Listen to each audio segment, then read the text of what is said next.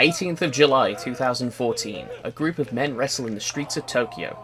They hit each other with shoes, pose for pictures whilst attempting pins, get attacked by a shark, crash into a conveniently placed tower of chairs and use a bicycle as a weapon. The crowd follows the group around, cheering and laughing all the way. But despite the entertaining and comical nature, for one girl, this match would be far more important than anyone at the time would realise.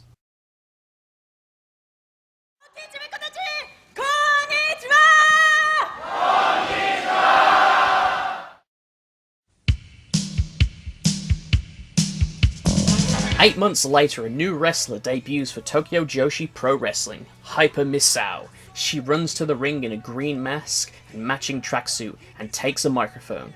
She exclaims she is here to protect peace and love in Tokyo Joshi, as she is a hero.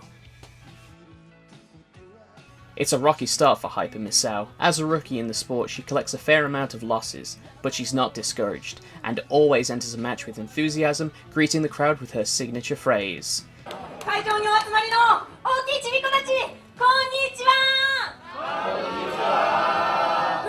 She gets new wrestling gear and starts picking up some wins. But something's not right. Despite her proclamation of being a hero, she will often use dirty tactics in order to achieve victory.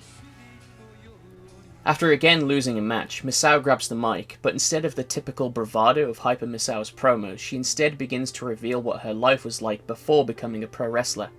Through the tears, she explains how she was a shut-in, had no job and nothing going for her. She ate only a bag of chocolate cream puffs as they had a high calorie content but required a small amount of chewing. It was only through chance when her mom brought her to a craft fair that she discovered wrestling and fell in love with it. She had not only a dream to become a wrestler, but a hero. She announces she will fight in a Falls Count Anywhere match against any opponent. Just then, Jun Kasai comes out to accept the challenge, a deathmatch legend whose body is covered in scars from previous fights. The man who took part in the match that saved Misao will be the man she must face to achieve her dream. On May the 3rd, it will be a hero against her own hero.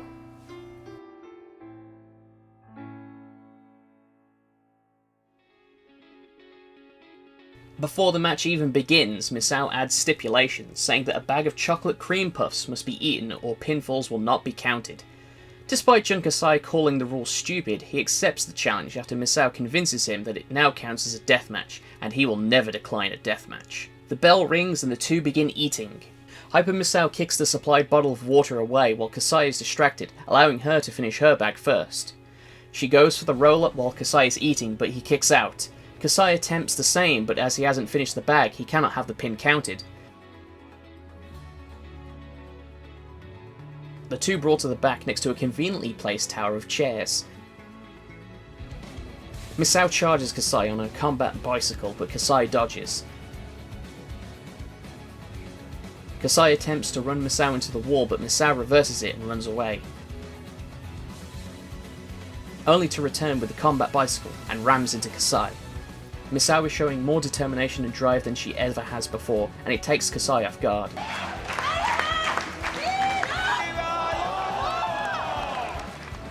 He retreats back to the ring, but Misao chases him, riding down the stairs. But even though Misao is trying her hardest, she is not prepared for a match type Kasai has long since mastered. One big Pearl Harbor splash and Kasai gets the pin over Misao.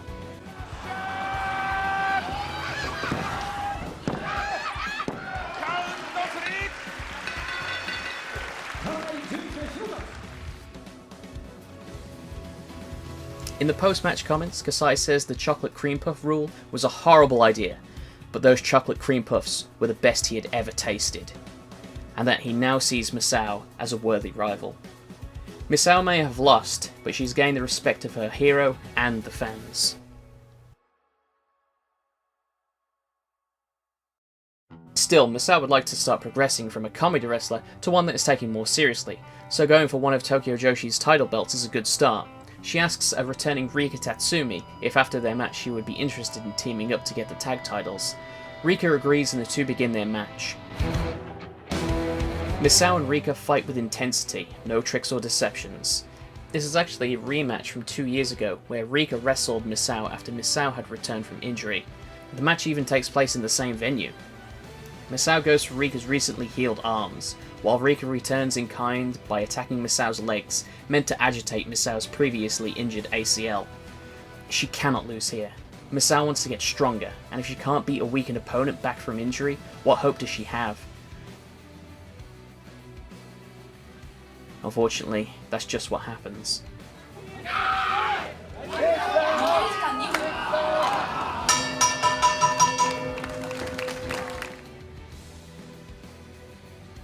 While clearly upset at her loss, she fist bumps Rika before leaving the ring. Later that night, Saki-sama, a French aristocrat from Renaissance France, begins attacking Miyu after the match had ended. Rika steps in to stop her, but Saki-sama takes her down as well. She explains that wrestling in Tokyo Joshi has become embarrassing and ugly since she was last here, and that she must fix that. Misao comes in with a chair to defend Rika. But to everyone's surprise, even Saki-sama's, Misao turns on Rika and hits her with the chair. Misao explains that she would like to join Saki-sama, and agrees that wrestling in Tokyo Joshi has become pathetic, just like her. She no longer wants to laugh while crawling on the floor.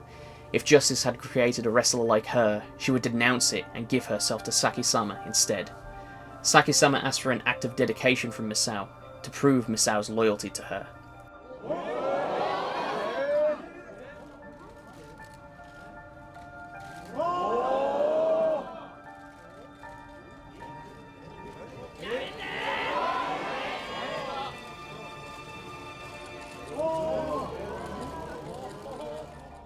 Misao takes off her mask, cuts it in two, impales the scissors into the canvas, and pledges herself to Saki-sama. The two exit the ring while a crying Rika gathers the broken mask and leaves.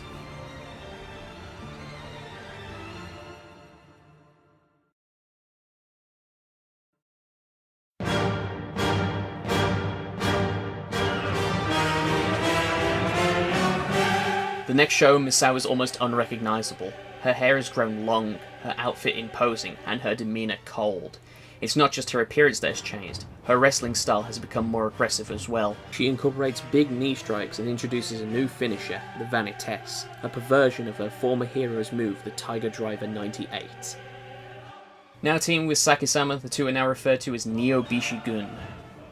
Despite previous friends and former rivals' best efforts to bring the Misao of old back, Misao is steadfast in her servitude to Saki-sama, stating that now her hair has grown long and beautiful, her back pain is no longer there, and she's become far more dominant than she previously was. And the thing is, she's right.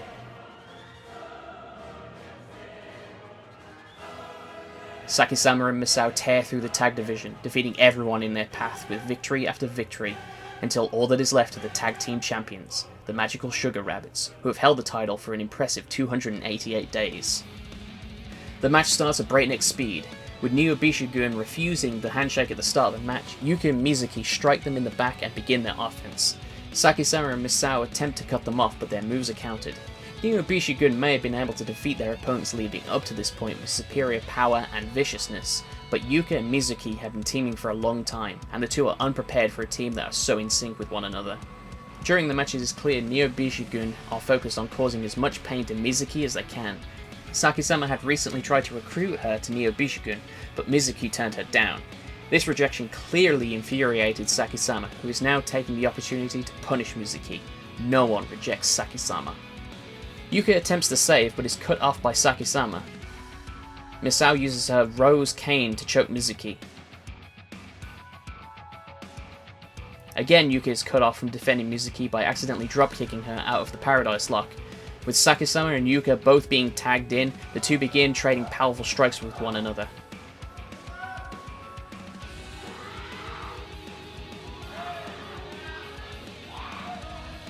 After a top rope crossbody from Mizuki and a double powerbomb, Yuka goes for the pin. But Misao jumps in at the last second to break it up. Countered off the top rope, Misao attempts the Vanitesse, but Yuka comes in to catch her partner.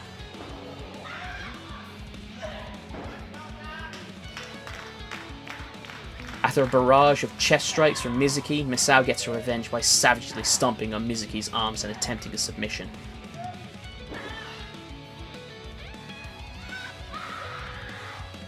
Yuka once again comes in for the save, but Saki-sama is prepared and cuts her off, putting her in a submission of her own. Both trapped on the floor, Yuka reaches out and helps her partner find the rope to break the hold.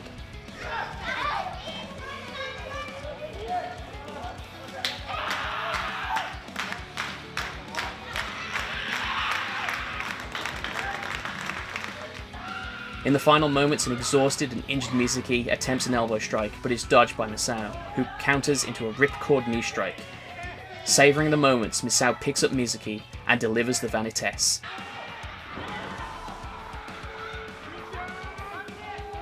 And 1, 2, 3. Misao wins the tag titles for Neo Bishigun. The two end the show by welcoming Tokyo Joshi Pro Wrestling to the new world.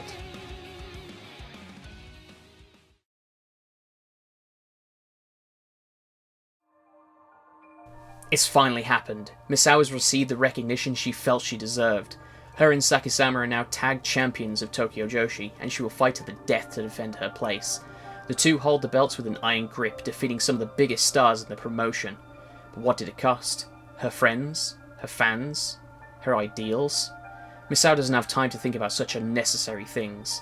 But on the 3rd of November, in front of a crowd of thousands, all those doubts Misao brushed away finally catch up with her. After a hard-fought match, Misao is finally pinned by Rika. The same friend Misao betrayed and abandoned to get stronger ended up being the one to end Neo Bishigun's undefeated streak. And with this first crack, the cold front Misao constructed around herself finally begins to crumble.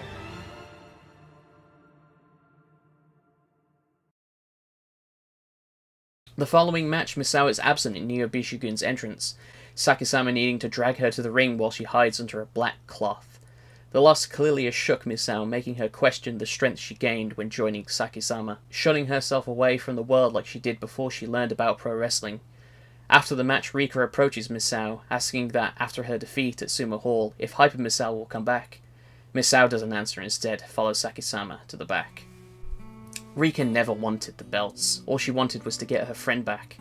Over the next few weeks, she would attempt to break through to Misao by mirroring stunts she had performed before. Hyper Misao, come back! Come back!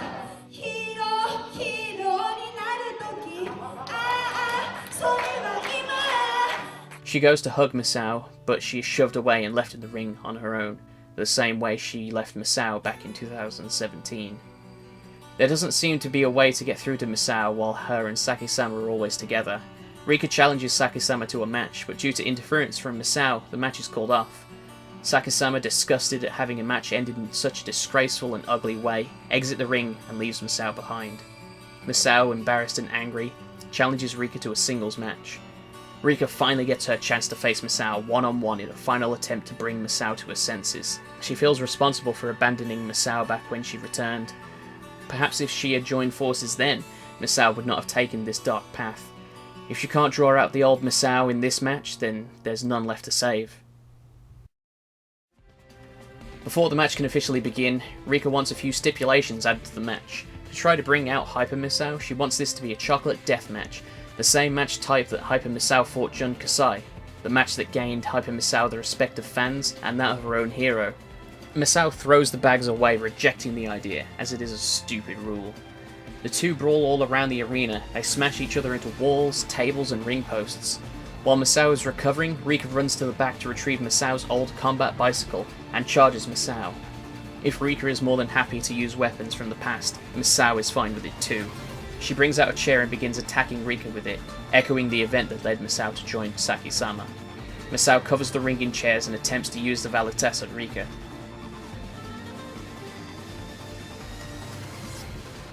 Rika escapes and slams Misao into the chairs. She grabs a repaired Hyper Misao mask and launches a hip attack off the top rope to keep Misao down for the 3 count.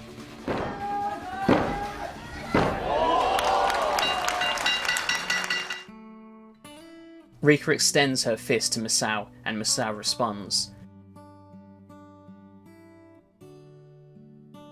Rika wanted more than anything for Hyper Misao to come back, but she understands that it is Misao's decision to make, and she will accept whatever choice she makes. She offers the mask to Misao, but before she can pass it over, Saki-sama interrupts. Saki-sama takes the mask and waits for Misao to reject Rika's offer. Misao apologizes to Saki-sama, stating that while she is beautiful, she saw true beauty in the match she had tonight, and that she would like to walk her own path, separate from Saki-sama. Saki-sama isn't about to let anyone leave Nyobishi-gun, to leave her. The next time they're in a ring together, Saki-sama will teach her a lesson. Rika puts her faith in Misao, that she will do what's right before slapping her and then sharing a fist bump one last time.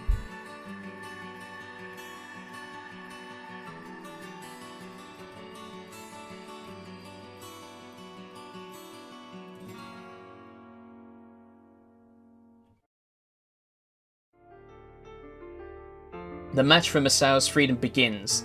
If Misao wins, she knows that she has strength greater than Saki-sama, but she will also know that she was right in sacrificing in all she believed in to achieve that power.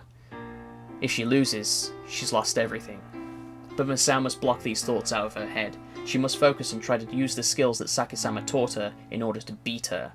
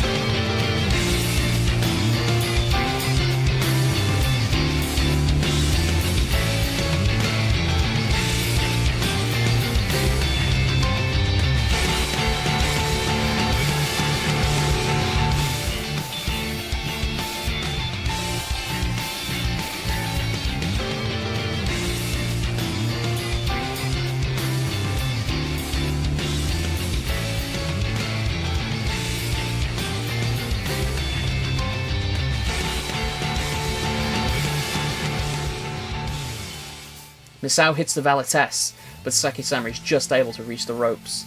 That was Misao's strongest move, a move that has taken down numerous opponents. The moves that won her the tag titles fails against Saki-sama. Has she grown stronger at all? Was all that was sacrificed just for show? Was turning her back on everything pointless? Was becoming a pro wrestler pointless?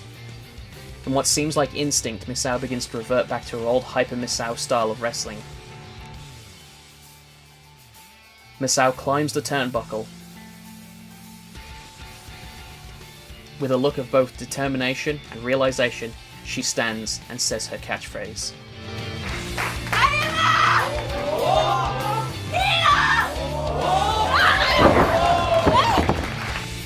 The Misao chants begin growing from the crowd, making Misao remember the feeling she had a year ago.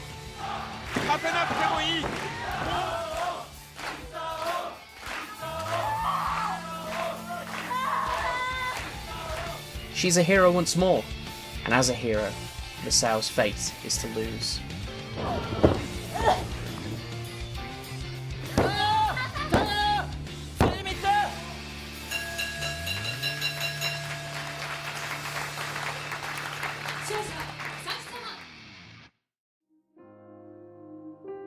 After the match, Saki-sama hands Hyper Misao's mask back, saying she doesn't need it or Misao anymore. "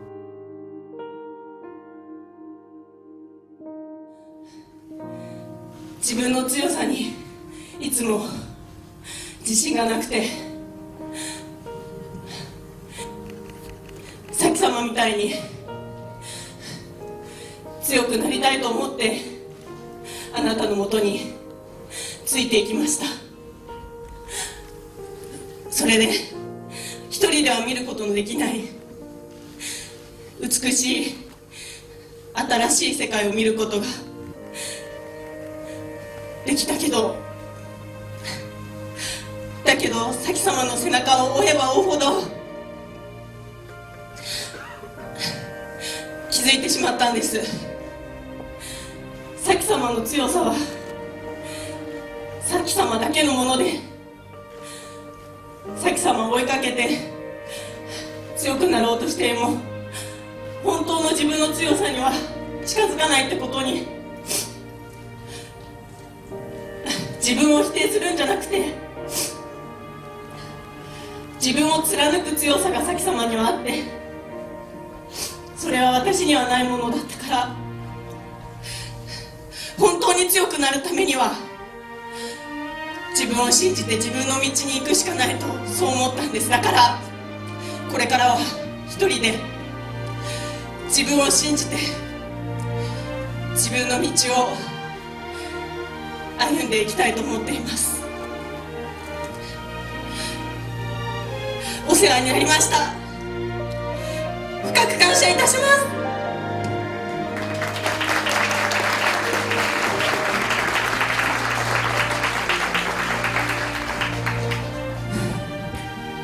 ミサオさん、ごめんなさい、私フランス語がわからないの、申し訳ないわ。でもいいわ、ミサオさん、あなたにこの言葉をプレゼントして差し上げるわ。ボンボヤージュ。以上よ。The two share a handshake before Misao kicks Saki-sama and puts on the mask. Misao announces the hero that protects love and peace in Tokyo Joshi is back. 東京女子の愛と平和を守るのはこの私だ。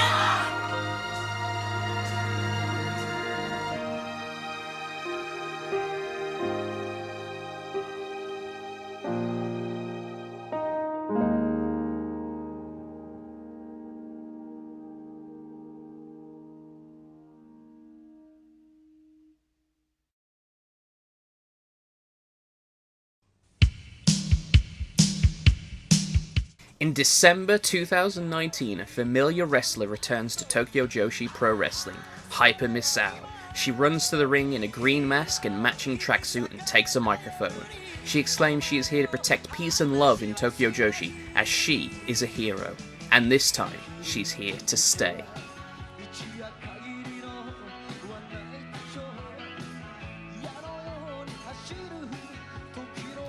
Thank you so much for watching the Hyper Misao video, and I'd like to thank everyone who watched the previous Hyper Misao video.